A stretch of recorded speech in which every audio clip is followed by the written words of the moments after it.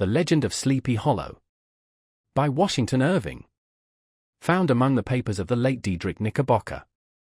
A pleasing land of drowsy head it was, of dreams that wave before the half-shut eye, and of gay castles in the clouds that pass, forever flushing round a summer sky.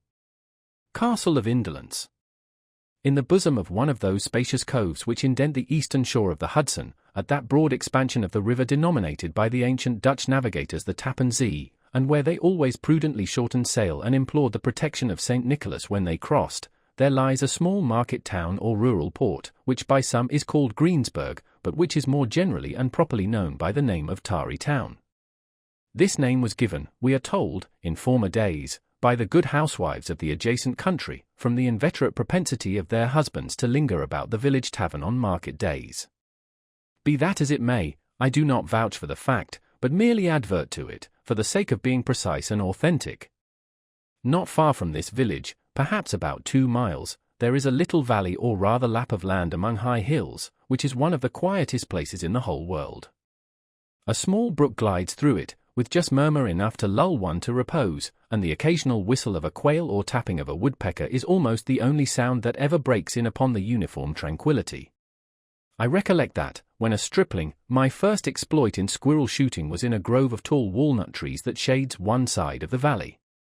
I had wandered into it at noontime, when all nature is peculiarly quiet, and was startled by the roar of my own gun, as it broke the Sabbath stillness around and was prolonged and reverberated by the angry echoes.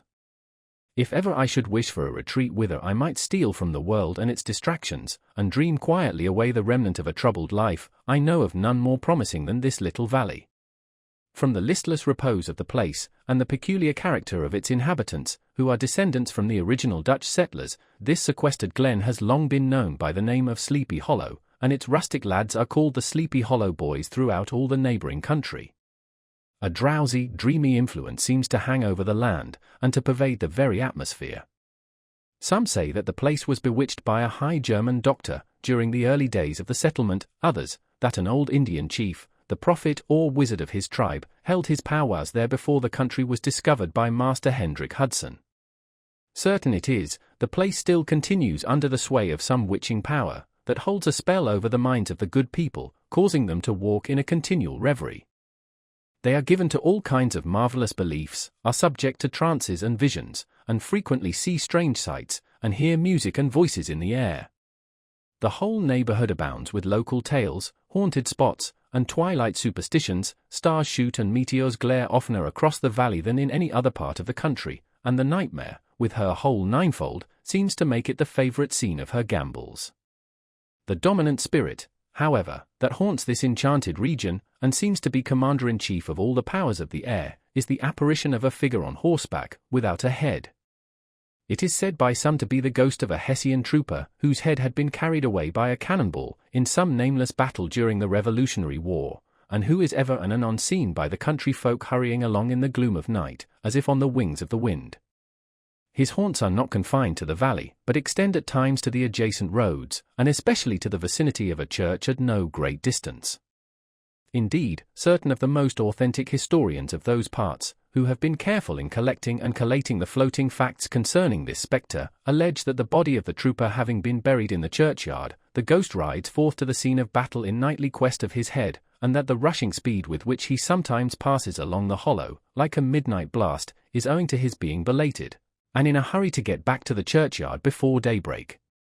Such is the general purport of this legendary superstition, which has furnished materials for many a wild story in that region of shadows, and the spectre is known at all the country firesides, by the name of the Headless Horseman of Sleepy Hollow. It is remarkable that the visionary propensity I have mentioned is not confined to the native inhabitants of the valley, but is unconsciously imbibed by every one who resides there for a time. However wide awake they may have been before they entered that sleepy region, they are sure, in a little time, to inhale the witching influence of the air, and begin to grow imaginative, to dream dreams, and see apparitions. I mention this peaceful spot with all possible laud, for it is in such little retired Dutch valleys, found here and there embosomed in the great state of New York, that population, manners, and customs remain fixed, while the great torrent of migration and improvement, which is making such incessant changes in other parts of this restless country, sweeps by them unobserved. They are like those little nooks of still water which border a rapid stream, where we may see the straw and bubble riding quietly at anchor, or slowly revolving in their mimic harbor, undisturbed by the rush of the passing current. Though many years have elapsed since I trod the drowsy shades of Sleepy Hollow, yet I question whether I should not still find the same trees and the same families vegetating in its sheltered bosom. In this by-place of nature there abode, in a remote period of American history, that is to say, some 30 years since, a worthy wight of the name of Ichabod Crane, who sojourned, or, as he expressed it, tarried, in Sleepy Hollow, for the purpose of instructing the children of the vicinity. He was a native of Connecticut, a state which supplies the Union with pioneers for the mind as well as for the forest, and sends forth yearly its legions of frontier woodmen and country schoolmasters. The cognomen of Crane was not inapplicable to his person. He was tall, but exceedingly lank, with narrow shoulders, long arms and legs, hands that dangled a mile out of his sleeves, feet that might have served for shovels, and his whole frame most loosely hung together. His head was small, and flat at top, with huge ears, large green glassy eyes, and a long sniped nose, so that it looked like a weathercock perched upon his spindle neck to tell which way the wind blew. To see him striding along the profile of a hill on a windy day, with his clothes bagging and fluttering about him, one might have mistaken him for the genius of famine descending upon the earth, or some scarecrow eloped from a cornfield. His schoolhouse was a low building of one large room, rudely constructed of logs, the windows partly glazed, and partly patched with leaves of old copybooks. It was most ingeniously secured at vacant hours, by a withe twisted in the handle of the door, and stakes set against the window shutters, so that though a thief might get in with perfect ease, he would find some embarrassment in getting out, an idea most probably borrowed by the architect, Joost van Houten, from the mystery of an eelpot. The schoolhouse stood in a rather lonely but pleasant situation, just at the foot of a woody hill, with a brook running close by, and a formidable birch tree growing at one end of it. From hence the low murmur of his pupils' voices, conning over their lessons, might be heard in a drowsy summer's day, like the hum of a beehive, interrupted now and then by the authoritative voice of the master, in the tone of menace or command, or, peradventure, by the appalling sound of the birch, as he urged some tardy loiterer along the flowery path of knowledge. Truth to say, he was a conscientious man, and ever bore in mind the golden maxim, spare the rod and spoil the child. Ichabod Crane's scholars certainly were not spoiled. I would not have it imagined, however, that he was one of those cruel potentates of the school who joy in the smart of their subjects. On the contrary, he administered justice with discrimination rather than severity, taking the burden off the backs of the weak, and laying it on those of the strong. Your mere puny stripling, that winced at the least flourish of the rod, was passed by with indulgence, but the claims of justice were satisfied by inflicting a double portion on some little tough wrong-headed, broad-skirted Dutch urchin, who sulked and swelled and grew dogged and sullen beneath the birch. All this he called doing his duty by their parents, and he never inflicted a chastisement without following it by the assurance, so consolatory to the smarting urchin, that he would remember it and thank him for it the longest day he had to live. When school hours were over, he was even the companion and playmate of the larger boys, and on holiday afternoons would convoy some of the smaller ones home, who happened to have pretty sisters, or good housewives for mothers, noted for the comforts of the cupboard. Indeed, it behoved him to keep on good terms with his pupils. The revenue arising from his school was small, and would have been scarcely sufficient to furnish him with daily bread, for he was a huge feeder, and, though lank, had the dilating powers of an anaconda, but to help out his maintenance, he was, according to country custom in those parts, boarded and lodged at the houses of the farmers whose children he instructed. With these he lived successively a week at a time, thus going the rounds of the neighborhood, with all his worldly effects tied up in a cotton handkerchief. That all this might not be too onerous on the purses of his rustic patrons, who are apt to consider the costs of schooling a grievous burden, and schoolmasters as mere drones, he had various ways of rendering himself both useful and agreeable. He assisted the farmers occasionally in the lighter labors of their farms, helped to make hay, mended the fences, took the horses to water, drove the cows from pasture, and cut wood for the winter fire. He laid aside, too, all the dominant dignity and absolute sway with which he lauded it in his little empire, the school, and became wonderfully gentle and ingratiating. He found favor in the eyes of the mothers by petting the children, particularly the youngest, and like the lion bold, which whilom so magnanimously the lamb did hold, he would sit with a child on one knee, and rock a cradle with his foot for whole hours together. In addition to his other vocations, he was the singing master of the neighborhood, and picked up many bright shillings by instructing the young folks in psalmody. It was a matter of no little vanity to him on Sundays to take his station in front of the church gallery, with a band of chosen singers, where, in his own mind, he completely carried away the palm from the parson. Certain it is, his voice resounded far above all the rest of the congregation, and there are peculiar quavers still to be heard in that church, and which may even be heard half a mile off, quite to the opposite side of the millpond, on a still Sunday morning, which are said to be legitimately descended from the nose of Ichabod Crane. Thus, by divers little makeshifts, in that ingenious way which is commonly denominated by hook and by crook, the worthy pedagogue got on tolerably enough, and was thought, by all who understood nothing of the labor of headwork, to have a wonderfully easy life of it. The schoolmaster is generally a man of some importance in the female circle of a rural neighborhood, being considered a kind of idle, gentleman-like personage, of vastly superior taste and accomplishments to the rough country swains, and, indeed, inferior in learning only to the parson. His appearance, therefore, is apt to occasion some little stir at the tea-table of a farmhouse, and the addition of a supernumerary dish of cakes or sweetmeats, or, peradventure, the parade of a silver teapot.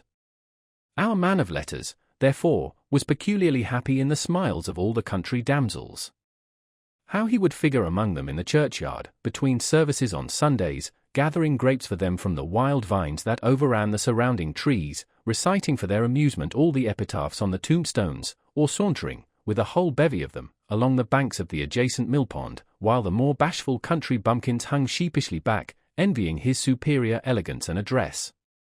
From his half-itinerant life, also, he was a kind of travelling gazette, carrying the whole budget of local gossip from house to house, so that his appearance was always greeted with satisfaction. He was, moreover, esteemed by the women as a man of great erudition, for he had read several books quite through, and was a perfect master of Cotton Mather's History of New England Witchcraft, in which, by the way, he most firmly and potently believed. He was, in fact, an odd mixture of small shrewdness and simple credulity. His appetite for the marvelous, and his powers of digesting it, were equally extraordinary, and both had been increased by his residence in this spellbound region. No tale was too gross or monstrous for his capacious swallow. It was often his delight, after his school was dismissed in the afternoon, to stretch himself on the rich bed of clover bordering the little brook that whimpered by his schoolhouse, and there con over old Mather's direful tales, until the gathering dusk of evening made the printed page a mere mist before his eyes. Then, as he wended his way by swamp and stream and awful woodland, to the farmhouse where he happened to be quartered, every sound of nature, at that witching hour, fluttered his excited imagination, the moan of the whip-poor-will from the hillside, the boding cry of the tree-toad, the harbinger of storm, the dreary hooting of the screech-owl, or the sudden rustling in the thicket of birds frightened from their roost. The fireflies, too, which sparkled most vividly in the darkest places, now and then startled him, as one of uncommon brightness would stream across his path, and if, by chance, a huge blockhead of a beetle came winging his blundering flight against him, the poor varlet was ready to give up the ghost, with the idea that he was struck with a witch's token.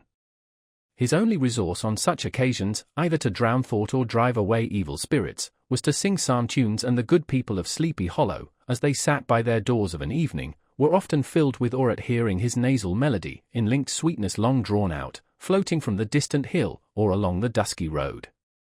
Another of his sources of fearful pleasure was to pass long winter evenings with the old Dutch wives, as they sat spinning by the fire, with a row of apples roasting and spluttering along the hearth, and listen to their marvelous tales of ghosts and goblins, and haunted fields, and haunted brooks, and haunted bridges, and haunted houses, and particularly of the Headless Horseman, or Galloping Hessian of the Hollow, as they sometimes called him.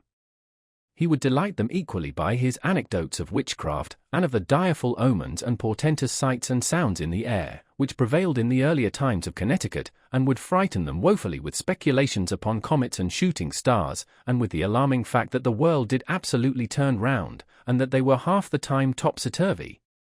But if there was a pleasure in all this, while snugly cuddling in the chimney corner of a chamber that was all of a ruddy glow from the crackling wood fire, and where, of course, no spectre dared to show its face, it was dearly purchased by the terrors of his subsequent walk homewards. What fearful shapes and shadows beset his path, amidst the dim and ghastly glare of a snowy night! With what wistful look did he eye every trembling ray of light streaming across the waste fields from some distant window! How often was he appalled by some shrub covered with snow, which, like a sheeted spectre, beset his very path! How often did he shrink with curdling awe at the sound of his own steps on the frosty crust beneath his feet, and dread to look over his shoulder, lest he should behold some uncouth being tramping close behind him!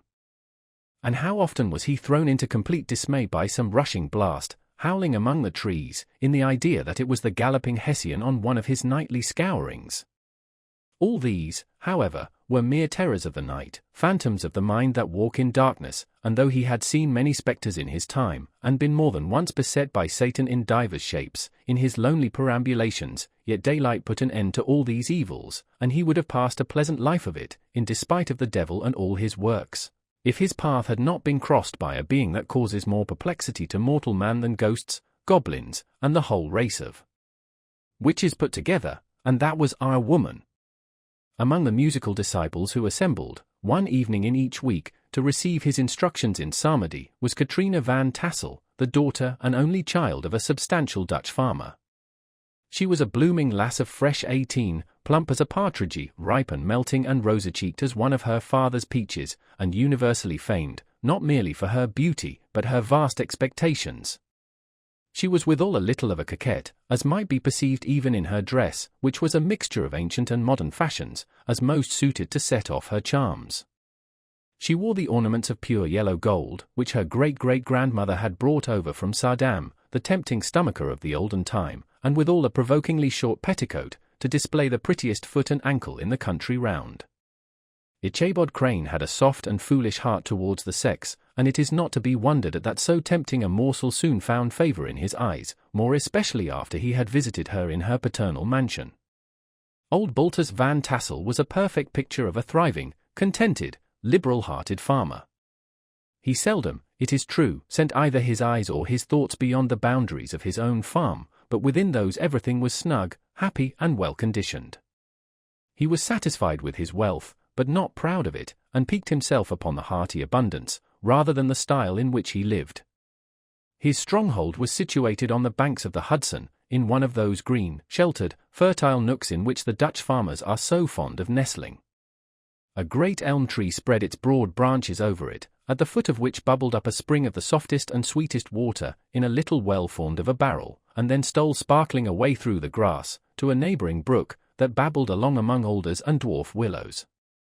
Hard by the farmhouse was a vast barn, that might have served for a church, every window and crevice of which seemed bursting forth with the treasures of the farm. The flail was busily resounding within it from morning to night, swallows and martins skimmed twittering about the eaves, and rows of pigeons, some with one eye turned up, as if watching the weather, some with their heads under their wings or buried in their bosoms, and others swelling, and cooing, and bowing about their dames, were enjoying the sunshine on the roof. Sleek unwieldy porkers were grunting in the repose and abundance of their pens, from whence sallied forth, now and then, troops of sucking pigs, as if to snuff the air. A stately squadron of snowy geese were riding in an adjoining pond, convoying whole fleets of ducks, regiments of turkeys were gobbling through the farmyard, and guinea fowls fretting about it, like ill-tempered housewives, with their peevish, discontented cry. Before the barn door strutted the gallant cock, that pattern of a husband, a warrior, and a fine gentleman, clapping his burnished wings and crowing in the pride and gladness of his heart, sometimes tearing up the earth with his feet, and then generously calling his ever-hungry family of wives and children to enjoy the rich morsel which he had discovered. The pedagogue's mouth watered as he looked upon this sumptuous promise of luxurious winter fare. In his devouring mind's eye, he pictured to himself every roasting pig running about with a pudding in his belly, and an apple in his mouth. The pigeons were snugly put to bed in a comfortable pie, and tucked in with a coverlet of crust. The geese were swimming in their own gravy, and the ducks pairing cosily in dishes, like snug married couples, with a decent competency of onion sauce. In the porkers he saw carved out the future sleek side of bacon, and juicy relishing ham, not a turkey but he beheld daintily trussed up, with its gizzard under its wing, and, peradventure, a necklace of savoury sausages, and even bright Chanticleer himself lay sprawling on his back, in a side dish, with uplifted claws, as if craving that quarter which his chivalrous spirit disdained to ask while living.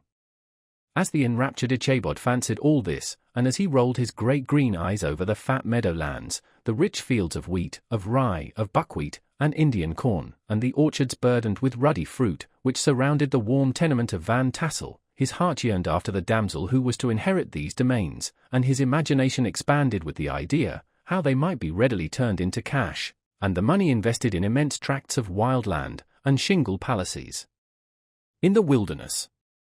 Nay, his busy fancy already realized his hopes, and presented to him the blooming Katrina, with a whole family of children, mounted on the top of a wagon loaded with household trumpery, with pots and kettles dangling beneath, and he beheld himself bestriding a pacing mare, with a colt at her heels, setting out for Kentucky, Tennessee, or the Lord knows where.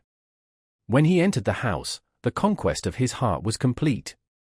It was one of those spacious farmhouses, with high-ridged but lowly sloping roofs, built in the style handed down from the first Dutch settlers, the low projecting eaves forming a piazza along the front, capable of being closed up in bad weather. Under this were hung flails, harness, various utensils of husbandry, and nets for fishing in the neighboring river. Benches were built along the sides for summer use, and a great spinning wheel at one end, and a churn at the other, showed the various uses to which this important porch might be devoted. From this piazza the wondering Ichabod entered the hall, which formed the centre of the mansion, and the place of usual residence. Here rows of resplendent pewter, ranged on a long dresser, dazzled his eyes.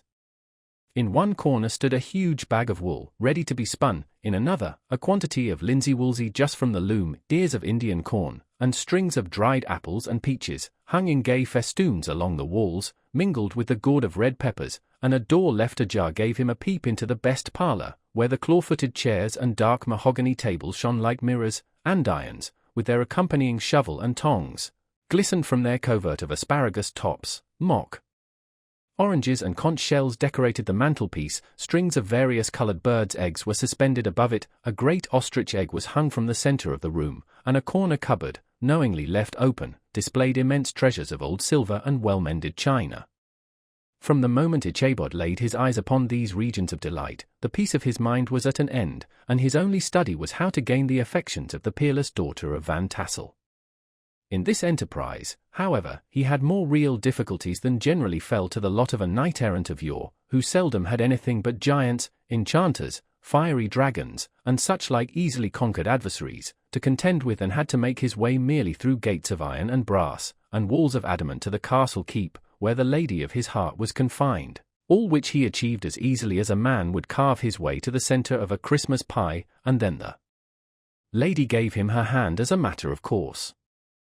Ichabod, on the contrary, had to win his way to the heart of a country coquette, beset with a labyrinth of whims and caprices, which were forever presenting new difficulties and impediments, and he had to encounter a host of fearful adversaries of real flesh and blood, the numerous rustic admirers, who beset every portal to her heart, keeping a watchful and angry eye upon each other, but ready to fly out in the common cause against any new competitor.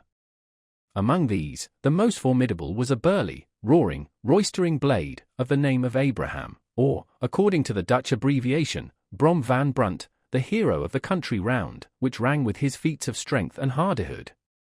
He was broad-shouldered and double-jointed, with short curly black hair, and a bluff but not unpleasant countenance, having a mingled air of fun and arrogance.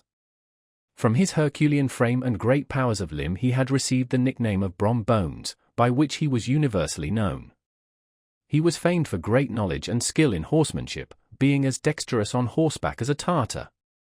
He was foremost at all races and cock-fights, and, with the ascendancy which bodily strength always acquires in rustic life, was the umpire in all disputes, setting his hat on one side, and giving his decisions with an air and tone that admitted of no gainsay or appeal. He was always ready for either a fight or a frolic, but had more mischief than ill-will in his composition, and with all his overbearing roughness, there was a strong dash of waggish good humour at bottom.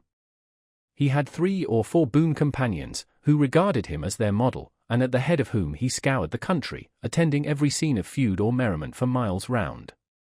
In cold weather he was distinguished by a fur cap, surmounted with a flaunting fox's tail, and when the folks at a country gathering descried this well-known crest at a distance, whisking about among a squad of hard riders, they always stood by for a squall. Sometimes his crew would be heard dashing along past the farmhouses at midnight, with whoop and halloo, like a troop of Don Cossacks, and the old dames, startled out of their sleep, would listen for a moment till the hurry-scurry had clattered by, and then exclaim, there goes Brom Bones and his gang.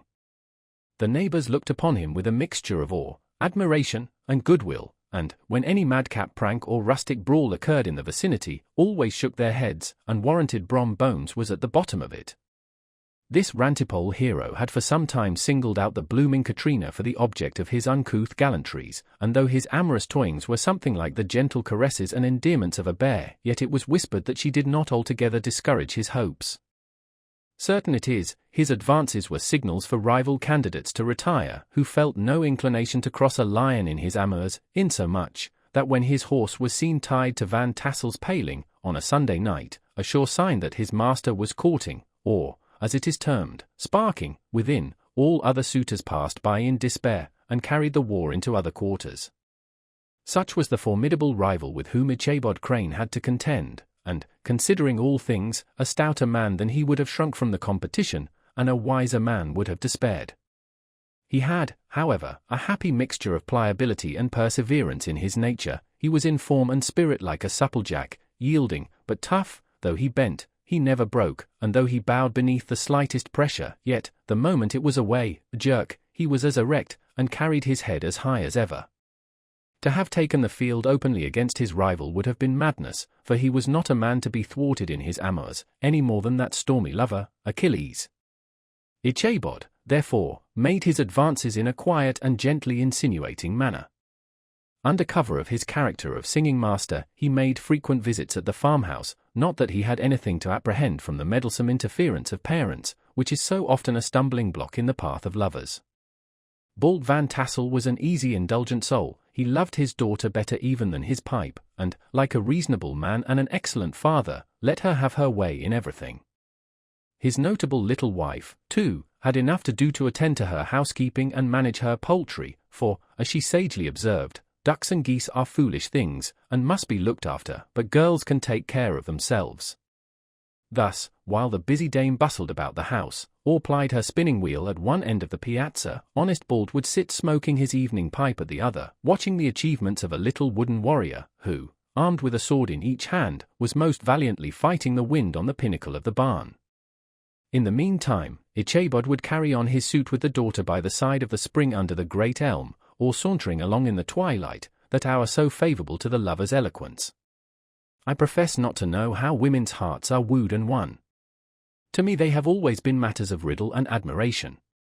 Some seem to have but one vulnerable point, or door of access, while others have 1,000 avenues, and may be captured in 1,000 different ways. It is a great triumph of skill to gain the former, but a still greater proof of generalship to maintain possession of the latter, for man must battle for his fortress at every door and window. He who wins 1,000 common hearts is therefore entitled to some renown, but he who keeps undisputed sway over the heart of a coquette is indeed a hero. Certain it is, this was not the case with the redoubtable Brom Bones, and from the moment Ichabod Crane made his advances, the interests of the former evidently declined. His horse was no longer seen tied to the palings on Sunday nights, and a deadly feud gradually arose between him and the preceptor of Sleepy Hollow.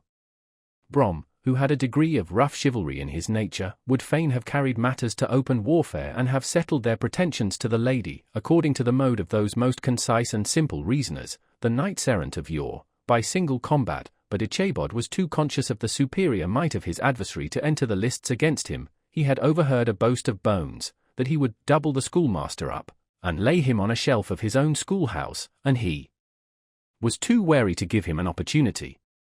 There was something extremely provoking in this obstinately pacific system. It left Brom no alternative but to draw upon the funds of rustic waggery in his disposition, and to play off boorish practical jokes upon his rival.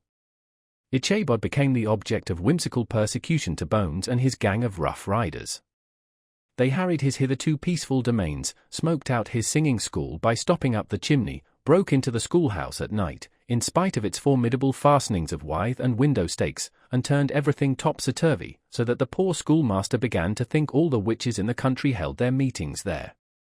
But what was still more annoying, Brom took all opportunities of turning him into ridicule in presence of his mistress, and had a scoundrel dog whom he taught to whine in the most ludicrous manner, and introduced as a rival of Ichabod's, to instruct her in psalmody. In this way matters went on for some time, without producing any material effect on the relative situations of the contending powers. On a fine autumnal afternoon, Ichabod, in pensive mood, sat enthroned on the lofty stool from whence he usually watched all the concerns of his little literary realm. In his hand he swayed a ferule, that sceptre of despotic power. The birch of justice reposed on 3 nails behind the throne, a constant terror to evil-doers, while on the desk before him might be seen sundry contraband articles and prohibited weapons, detected upon the persons of idle urchins, such as half-munched apples, pop-guns, whirligigs, fly-cages, and whole legions of rampant little paper gamecocks. Apparently there had been some appalling act of justice recently inflicted, for his scholars were all busily intent upon their books, or slyly whispering behind them with one eye kept upon the master, and a kind of buzzing stillness reigned throughout the schoolroom. It was suddenly interrupted by the appearance of a negro in tow-cloth jacket and trousers, a round-crowned fragment of a hat, like the cap of Mercury, and mounted on the back of a ragged, wild, half-broken colt, which he managed with a rope by way of halter. He came clattering up to the school door with an invitation to Ichabod to attend a merrymaking or quilting frolic, to be held that evening at Mynheer Van Tassel's, and having delivered his message with that air of importance, an effort at fine language, which a negro is apt to display on petty embassies of the kind, he dashed over the brook, and was seen scampering away up the hollow, full of the importance and hurry of his mission. All was now bustle and hubbub in the late quiet schoolroom. The scholars were hurried through their lessons without stopping at trifles, those who were nimble skipped over half with impunity, and those who were tardy had a smart application now and then in the rear, to quicken their speed or help them over a tall word. Books were flung aside without being put away on the shelves, inkstands were overturned, benches thrown down, and the whole school was turned loose an hour before the usual time, bursting forth like a legion of young imps, yelping and racketing about the green in joy at their early emancipation. The gallant Ichabod now spent at least an extra half-hour at his toilet, brushing and furbishing up his best, and indeed only suit of rusty black, and arranging his locks by a bit of broken looking-glass that hung up in the schoolhouse. That he might make his appearance before his mistress in the true style of a cavalier, he borrowed a horse from the farmer with whom he was domiciliated, a choleric old Dutchman of the name of Hans van Ripper, and, thus gallantly mounted, issued forth like a knight-errant in quest of adventures. But it is meet I should, in the true spirit of romantic story, give some account of the looks and equipments of my hero and his steed. The animal he bestrode was a broken-down plough-horse, that had outlived almost everything but its viciousness. He was gaunt and shagged, with a ewe neck, and a head like a hammer. His rusty mane and tail were tangled and knotted with burrs, one eye had lost its pupil, and was glaring and spectral, but the other had the gleam of a genuine devil in it. Still he must have had fire and metal in his day, if we may judge from the name he bore of gunpowder. He had, in fact, been a favourite steed of his master's, the choleric Van Ripper, who was a furious rider, and had infused, very probably, some of his own spirit into the animal, for, old and broken down as he looked, there was more of the lurking devil in him than in any young filly in the country. Ichabod was a suitable figure for such a steed. He rode with short stirrups, which brought his knees nearly up to the pommel of the saddle, his sharp elbows stuck out like grasshoppers, he carried his whip perpendicularly in his hand, like a sceptre, and as his horse jogged on, the motion of his arms was not unlike the flapping of a pair of wings. A small wool hat rested on the top of his nose, for so his scanty strip of forehead might be called, and the skirts of his black coat fluttered out almost to the horse's tail. Such was the appearance of Ichabod and his steed as they shambled out of the gate of Hans van Ripper, and it was altogether such an apparition as is seldom to be met with in broad daylight. It was, as I have said, a fine autumnal day, the sky was clear and serene, and nature wore that rich and golden livery which we always associate with the idea of abundance. The forests had put on their sober brown and yellow, while some trees of the tenderer kind had been nipped by the frosts into brilliant dyes of orange, purple, and scarlet. Streaming files of wild ducks began to make their appearance high in the air, the bark of the squirrel might be heard from the groves of beech and hickory nuts, and the pensive whistle of the quail at intervals from the neighbouring stubble field. The small birds were taking their farewell banquets. In the fullness of their revelry, they fluttered, chirping and frolicking from bush to bush, and tree to tree, capricious from the very profusion and variety around them. There was the honest cock-robin, the favourite game of stripling sportsmen, with its loud querulous note, and the twittering blackbirds flying in sable clouds, and the golden-winged woodpecker with his crimson crest, his broad black gorget and splendid plumage, and the cedar bird, with its red-tipped wings and yellow-tipped tail and its little Montero cap of feathers, and the blue jay, that noisy coxcomb, in his gay light blue coat and white underclothes, screaming and chattering, nodding and bobbing and bowing, and pretending to be on good terms with every songster of the grove. As Ichabod jogged slowly on his way, his eye, ever open to every symptom of culinary abundance, ranged with delight over the treasures of jolly autumn. On all sides he beheld vast store of apples, some hanging in oppressive opulence on the trees, some gathered into baskets and barrels for the market, others heaped up in rich piles for the cider press. Farther on he beheld great fields of Indian corn, with its golden ears peeping from their leafy coverts, and holding out the promise of cakes and hasty pudding, and the yellow pumpkins lying beneath them, turning up their fair round bellies to the sun, and giving ample prospects of the most luxurious of pies, and anon he passed the fragrant buckwheat fields breathing the odour of the beehive, and as he beheld them, soft anticipation stole over his mind of dainty slapjacks, well buttered, and garnished with honey or treacle, by the delicate little dimpled hand of Katrina Van Tassel. Thus feeding his mind with many sweet thoughts and sugared suppositions, he journeyed along the sides of a range of hills which look out upon some of the goodliest scenes of the mighty Hudson. The sun gradually wheeled his broad disk down in the west. The wide bosom of the Tappan Zee lay motionless and glassy, excepting that here and there a gentle undulation waved and prolonged the blue shadow of the distant mountain. A few amber clouds floated in the sky, without a breath of air to move them. The horizon was of a fine golden tint, changing gradually into a pure apple green, and from that into the deep blue of the mid-heaven. A slanting ray lingered on the woody crests of the precipices that overhung some parts of the river, giving greater depth to the dark grey and purple of their rocky sides. A sloop was loitering in the distance, dropping slowly down with the tide, her sail hanging uselessly against the mast, and as the reflection of the sky gleamed along the still water, it seemed as if the vessel was suspended in the air. It was toward evening that Ichabod arrived at the castle of the Heer Van Tassel, which he found thronged with the pride and flower of the adjacent country. Old farmers, a spare leathern-faced race, in homespun coats and breeches, blue stockings, huge shoes, and magnificent pewter buckles. Their brisk, withered little dames, in close-crimped caps, long-waisted short gowns, homespun petticoats, with scissors and pincushions, and gay calico pockets hanging on the outside.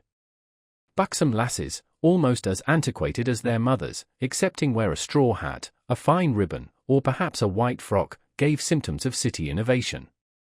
The sons, in short square-skirted coats, with rows of stupendous brass buttons, and their hair generally queued in the fashion of the times, especially if they could procure an eel skin for the purpose, it being esteemed throughout the country as a potent nourisher and strengthener of the hair.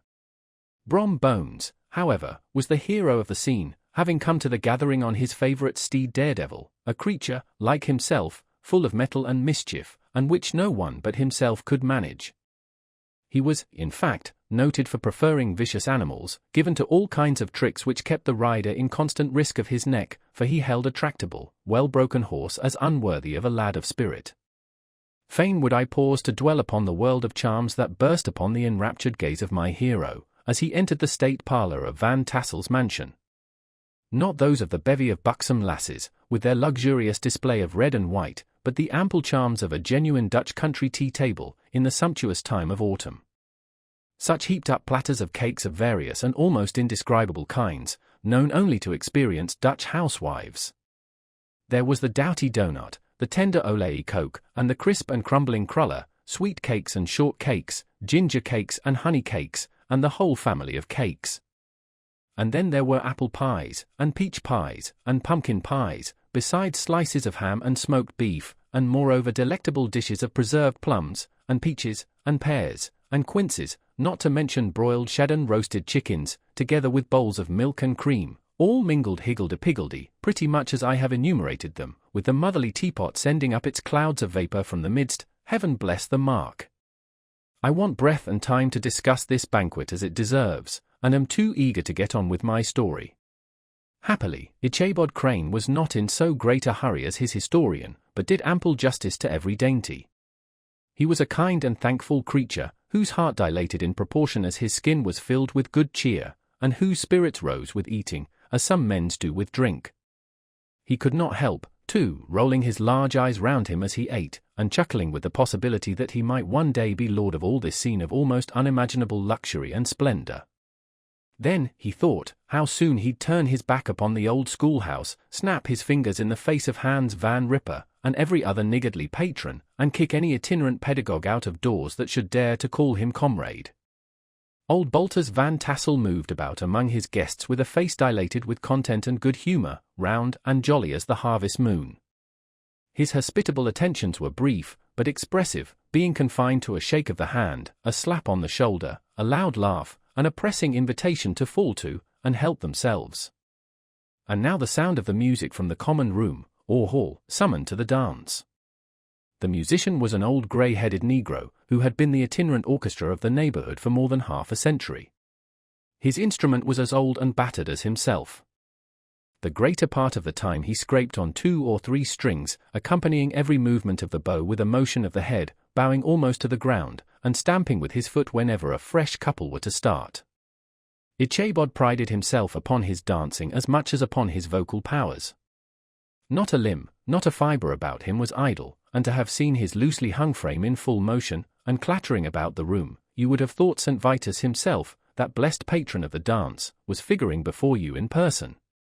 He was the admiration of all the Negroes, who, having gathered, of all ages and sizes, from the farm and the neighborhood, stood forming a pyramid of shining black faces at every door and window, gazing with delight at the scene, rolling their white eyeballs, and showing grinning rows of ivory from ear to ear. How could the flogger of urchins be otherwise than animated and joyous? The lady of his heart was his partner in the dance, and smiling graciously in reply to all his amorous oglings, while Brom Bones, sorely smitten with love and jealousy, sat brooding by himself in one corner. When the dance was at an end, Ichabod was attracted to a knot of the sager folks, who, with old Van Tassel, sat smoking at one end of the piazza, gossiping over former times, and drawing out long stories about the war.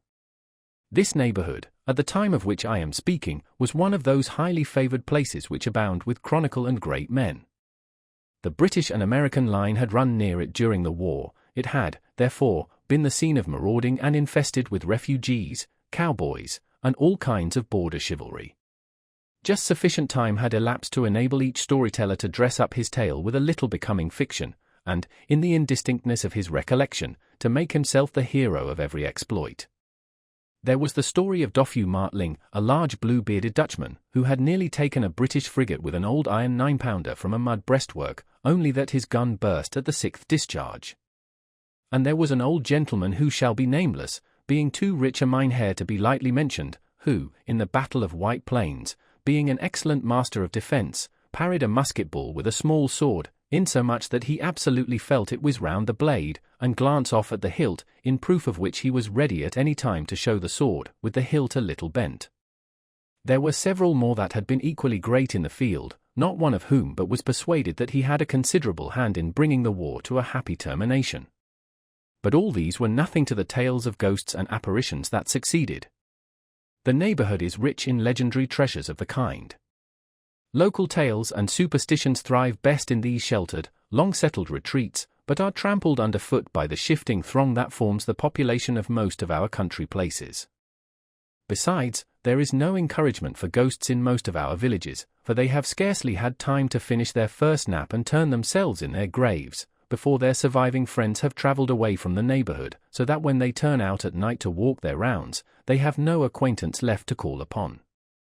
This is perhaps the reason why we so seldom hear of ghosts except in our long-established Dutch communities. The immediate cause, however, of the prevalence of supernatural stories in these parts, was doubtless owing to the vicinity of Sleepy Hollow. There was a contagion in the very air that blew from that haunted region. It breathed forth an atmosphere of dreams and fancies infecting all the land. Several of the Sleepy Hollow people were present at Van Tassel's, and, as usual, were doling out their wild and wonderful legends. Many dismal tales were told about funeral trains, and mourning cries and wailings heard and seen about the great tree where the unfortunate Major Andre was taken, and which stood in the neighborhood. Some mention was made also of the woman in white, that haunted the dark glen at Raven Rock, and was often heard to shriek on winter nights before a storm, having perished there in the snow. The chief part of the stories, however, turned upon the favorite spectre of Sleepy Hollow, the Headless Horseman, who had been heard several times of late, patrolling the country, and, it was said, tethered his horse nightly among the graves in the churchyard. The sequestered situation of this church seems always to have made it a favourite haunt of troubled spirits. It stands on a knoll, surrounded by locust trees and lofty elms, from among which its decent, whitewashed walls shine modestly forth, like Christian purity beaming through the shades of retirement. A gentle slope descends from it to a silver sheet of water, bordered by high trees, between which peeps may be caught at the blue hills of the Hudson. To look upon its grass-grown yard, where the sunbeams seem to sleep so quietly, one would think that there at least the dead might rest in peace.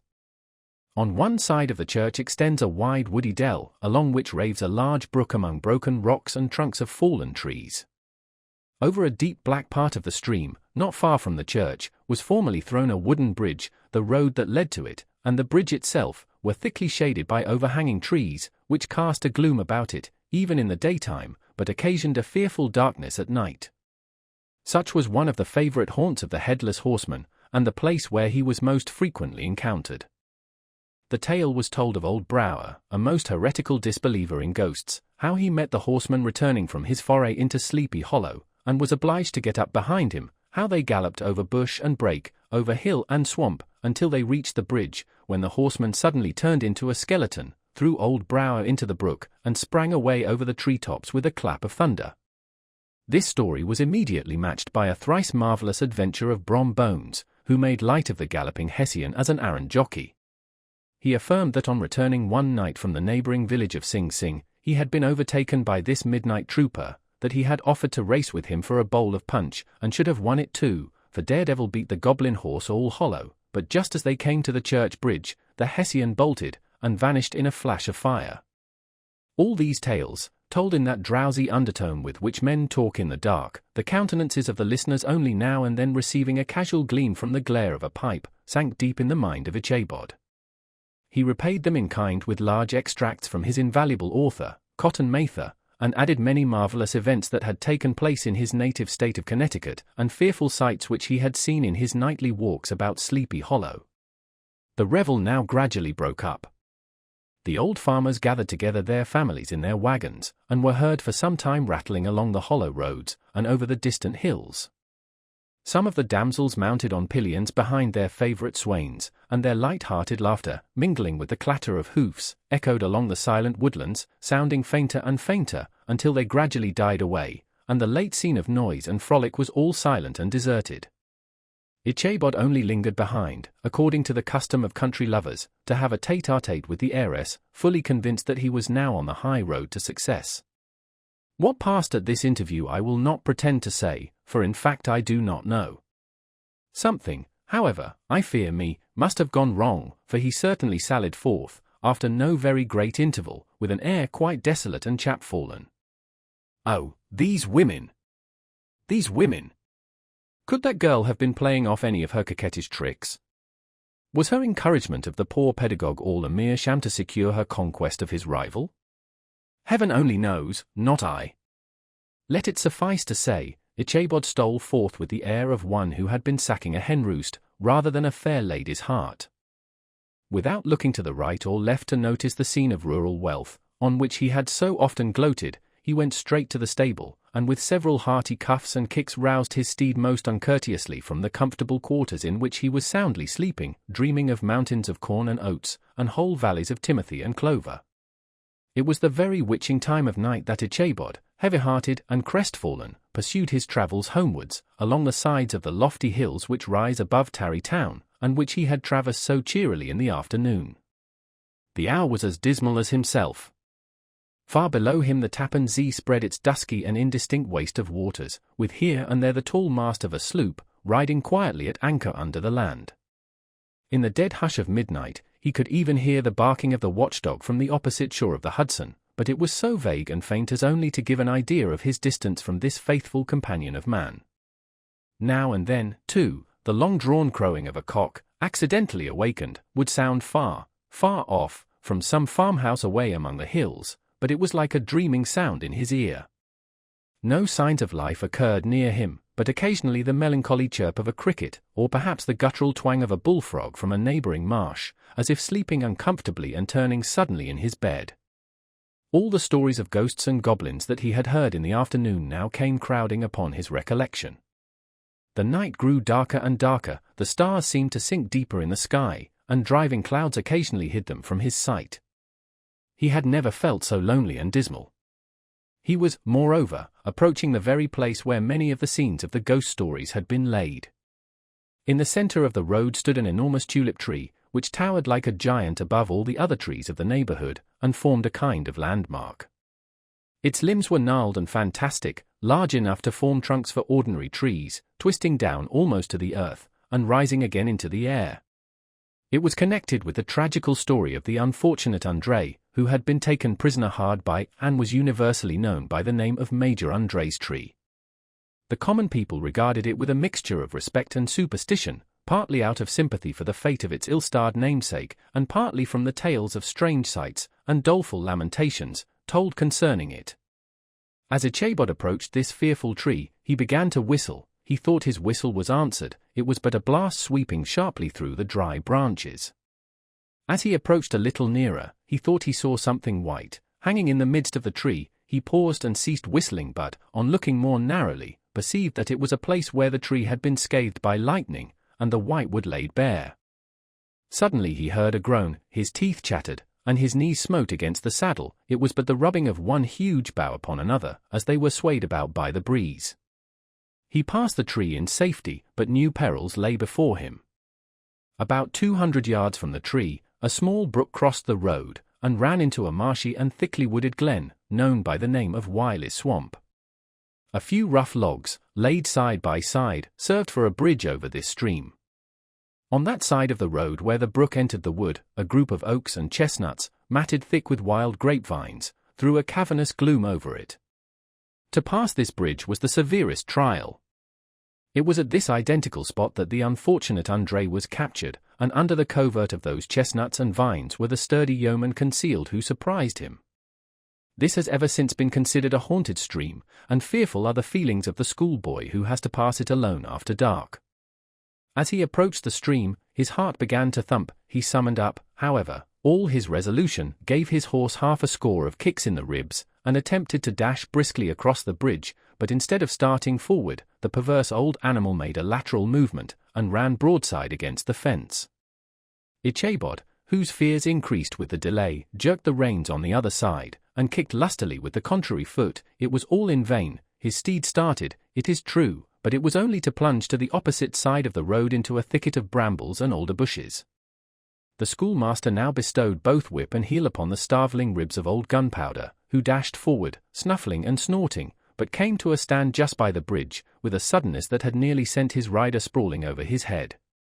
Just at this moment a plashy tramp by the side of the bridge caught the sensitive ear of Ichabod. In the dark shadow of the grove, on the margin of the brook, he beheld something huge, misshapen, and towering. It stirred not, but seemed gathered up in the gloom, like some gigantic monster ready to spring upon the traveller. The hair of the affrighted pedagogue rose upon his head with terror. What was to be done? To turn and fly was now too late, and besides, what chance was there of escaping ghost or goblin, if such it was, which could ride upon the wings of the wind? Summoning up, therefore, a show of courage, he demanded in stammering accents, "Who are you?" He received no reply. He repeated his demand in a still more agitated voice. Still there was no answer. Once more he cudgelled the sides of the inflexible Gunpowder, and, shutting his eyes, broke forth with involuntary fervour into a psalm tune. Just then the shadowy object of alarm put itself in motion, and with a scramble and a bound stood at once in the middle of the road. Though the night was dark and dismal, yet the form of the unknown might now in some degree be ascertained. He appeared to be a horseman of large dimensions, and mounted on a black horse of powerful frame. He made no offer of molestation or sociability, but kept aloof on one side of the road, jogging along on the blind side of old Gunpowder, who had now got over his fright and waywardness. Ichabod, who had no relish for this strange midnight companion, and bethought himself of the adventure of Brom Bones with the galloping Hessian, now quickened his steed in hopes of leaving him behind. The stranger, however, quickened his horse to an equal pace. Ichabod pulled up, and fell into a walk, thinking to lag behind. The other did the same. His heart began to sink within him. He endeavored to resume his psalm tune, but his parched tongue clove to the roof of his mouth, and he could not utter a stave.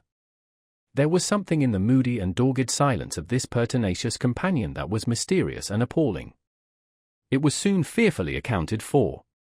On mounting a rising ground, which brought the figure of his fellow traveller in relief against the sky, gigantic in height, and muffled in a cloak, Ichabod was horror-struck on perceiving that he was headless, but his horror was still more increased on observing that the head, which should have rested on his shoulders, was carried before him on the pommel of his saddle. His terror rose to desperation. He rained a shower of kicks and blows upon Gunpowder, hoping by a sudden movement to give his companion the slip, but the spectre started full jump with him. Away, then, they dashed through thick and thin, stones flying and sparks flashing at every bound. Ichabod's flimsy garments fluttered in the air, as he stretched his long lank body away over his horse's head, in the eagerness of his flight.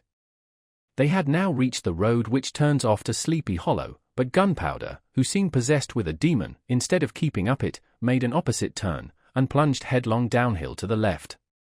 This road leads through a sandy hollow shaded by trees for about a quarter of a mile, where it crosses the bridge famous in Goblin story, and just beyond swells the green knoll on which stands the whitewashed church. As yet the panic of the steed had given his unskilful rider an apparent advantage in the chase, but just as he had got half-way through the hollow, the girths of the saddle gave way, and he felt it slipping from under him.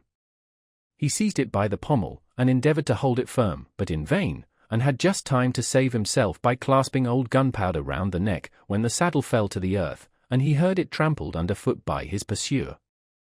For a moment the terror of Hans Van Ripper's wrath passed across his mind, for it was his Sunday saddle, but this was no time for petty fears. The goblin was hard on his haunches, and, unskilful rider that he was, he had much ado to maintain his seat, sometimes slipping on one side, sometimes on another, and sometimes jolted on the high ridge of his horse's backbone, with a violence that he verily feared would cleave him asunder. An opening in the trees now cheered him with the hopes that the church bridge was at hand. The wavering reflection of a silver star in the bosom of the brook told him that he was not mistaken. He saw the walls of the church dimly glaring under the trees beyond. He recollected the place where Brom Bones's ghostly competitor had disappeared. "If I can but reach that bridge," thought Ichabod, "I am safe." Just then he heard the black steed panting and blowing close behind him. He even fancied that he felt his hot breath. Another convulsive kick in the ribs, and old Gunpowder sprang upon the bridge. He thundered over the resounding planks. He gained the opposite side, and now Ichabod cast a look behind to see if his pursuer should vanish, according to rule, in a flash of fire and brimstone. Just then he saw the goblin rising in his stirrups, and in the very act of hurling his head at him. Ichabod endeavoured to dodge the horrible missile, but too late. It encountered his cranium with a tremendous crash. He was tumbled headlong into the dust, and Gunpowder, the black steed, and the goblin rider, passed by like a whirlwind. The next morning the old horse was found without his saddle, and with the bridle under his feet, soberly cropping the grass at his master's gate. Ichabod did not make his appearance at breakfast. Dinner hour came, but no Ichabod. The boys assembled at the schoolhouse, and strolled idly about the banks of the brook, but no schoolmaster. Hans Van Ripper now began to feel some uneasiness about the fate of poor Ichabod, and his saddle.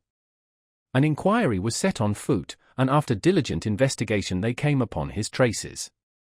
In one part of the road leading to the church was found the saddle trampled in the dirt. The tracks of horses' hoofs deeply dented in the road, and evidently at furious speed, were traced to the bridge, beyond which, on the bank of a broad part of the brook, where the water ran deep and black, was found the hat of the unfortunate Ichabod, and close beside it a shattered pumpkin. The brook was searched, but the body of the schoolmaster was not to be discovered. Hans Van Ripper, as executor of his estate, examined the bundle which contained all his worldly effects. They consisted of 2 shirts and a half, 2 stocks for the neck, a pair or 2 of worsted stockings, an old pair of corduroy small clothes, a rusty razor, a book of psalm tunes full of dog's ears, and a broken pitch pipe. As to the books and furniture of the schoolhouse, they belonged to the community, excepting Cotton Mather's History of Witchcraft, a New England Almanac, and a book of dreams and fortune-telling, in which last was a sheet of foolscap much scribbled and blotted in several fruitless attempts to make a copy of verses in honor of the heiress of Van Tassel. These magic books and the poetic scrawl were forthwith consigned to the flames by Hans van Ripper, who, from that time forward, determined to send his children no more to school, observing that he never knew any good come of this same reading and writing. Whatever money the schoolmaster possessed, and he had received his quarter's pay but a day or two before, he must have had about his person at the time of his disappearance. The mysterious event caused much speculation at the church on the following Sunday. Knots of gazers and gossips were collected in the churchyard, at the bridge, and at the spot where the hat and pumpkin had been found. The stories of Brouwer, of Bones, and a whole budget of others were called to mind, and when they had diligently considered them all, and compared them with the symptoms of the present case, they shook their heads, and came to the conclusion that Ichabod had been carried off by the galloping Hessian. As he was a bachelor, and in nobody's debt, nobody troubled his head any more about him. The school was removed to a different quarter of the hollow, and another pedagogue reigned in his stead. It is true, an old farmer, who had been down to New York on a visit several years after, and from whom this account of the ghostly adventure was received, brought home the intelligence that Ichabod Crane was still alive, that he had left the neighborhood partly through fear of the goblin and Hans van Ripper, and partly in mortification at having been suddenly dismissed by the heiress, that he had changed his quarters to a distant part of the country, had kept school and studied law at the same time, had been admitted to the bar, turned politician, electioneered, written for the newspapers, and finally had been made a justice of the 10-pound court. Brom Bones, too, who, shortly after his rival's disappearance conducted the blooming Katrina in triumph to the altar, was observed to look exceedingly knowing whenever the story of Ichabod was related, and always burst into a hearty laugh at the mention of the pumpkin, which led some to suspect that he knew more about the matter than he chose to tell. The old country wives, however, who are the best judges of these matters, maintain to this day that Ichabod was spirited away by supernatural means, and it is a favourite story often told about the neighbourhood round the winter evening fire. The bridge became more than ever an object of superstitious awe, and that may be the reason why the road has been altered of late years, so as to approach the church by the border of the millpond. The schoolhouse being deserted soon fell to decay, and was reported to be haunted by the ghost of the unfortunate pedagogue, and the ploughboy, loitering homeward of a still summer evening, has often fancied his voice at a distance, chanting a melancholy psalm tune among the tranquil solitudes of Sleepy Hollow. Postscript. Found in the handwriting of Mr. Knickerbocker. The preceding tale is given almost in the precise words in which I heard it related at a corporation meeting at the ancient city of Manhattan, at which were present many of its sagest and most illustrious burghers. The narrator was a pleasant, shabby, gentlemanly old fellow, in pepper and salt clothes, with a sadly humorous face, and one whom I strongly suspected of being poor. He made such efforts to be entertaining. When his story was concluded, there was much laughter and approbation, particularly from 2 or 3 deputy aldermen, who had been asleep the greater part of the time. There was, however, one tall, dry-looking old gentleman, with beetling eyebrows, who maintained a grave and rather severe face throughout, now and then folding his arms, inclining his head, and looking down upon the floor, as if turning a doubt over in his mind. He was one of your wary men, who never laugh but upon good grounds, when they have reason and law on their side. When the mirth of the rest of the company had subsided, and silence was restored, he leaned one arm on the elbow of his chair, and sticking the other akimbo, demanded, with a slight, but exceedingly sage motion of the head, and contraction of the brow, what was the moral of the story, and what it went to prove. The storyteller, who was just putting a glass of wine to his lips, as a refreshment after his toils, paused for a moment, looked at his inquirer with an air of infinite deference, and, lowering the glass slowly to the table, observed that the story was intended most logically to prove that there is no situation in life but has its advantages and pleasures, provided we will but take a joke as we find it. That, therefore, he that runs races with goblin troopers is likely to have rough riding of it. Ergo, for a country schoolmaster to be refused the hand of a Dutch heiress is a certain step to high preferment in the state. The cautious old gentleman knit his brows tenfold closer after this explanation, being sorely puzzled by the ratiocination of the syllogism, while, methought, the one in pepper and salt eyed him with something of a triumphant leer. At length he observed that all this was very well, but still he thought the story a little on the extravagant. There were 1 or 2 points on which he had his doubts. Faith, "Sir," replied the storyteller, "as to that matter, I don't believe one half of it myself. D.E.K.